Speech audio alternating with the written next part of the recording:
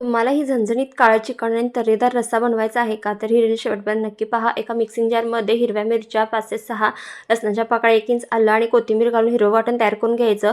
धुतलेल्या स्वच्छ चिकनमध्ये मीठ आणि ते हिरवं वाटण लावून तासभर ठेवून द्यायचं. त्यानंतर कांदा आणि सुकं खोबरं काळसर होईपर्यंत भाजून घ्यायचं आहे. हिरव्या मिरच्या, लसूण आणि आलं हे सुद्धा काळसर होईपर्यंत भाजून घ्यायचं. एका मोठ्या भांड्यामध्ये 3 ते 4 चमचे मोठे चमचे तेल घालायचं. खडे मसाले घालायचे. त्यानंतर कांदा बारीक चिरलेला घालायचा आणि मॅरिनेट केलेलं चिकन चांगलं परतून घ्यायचं. पाणी सुटलं की त्यामध्ये हळद, चवीनुसार मीठ घालायचं आणि पाणी घालून उकळण्यासाठी शिजण्यासाठी बाजूला ठेवून द्यायचं. त्यानंतर जे भाजलेले मसाले आहेत त्याचं वाटण तयार करून घ्यायचं.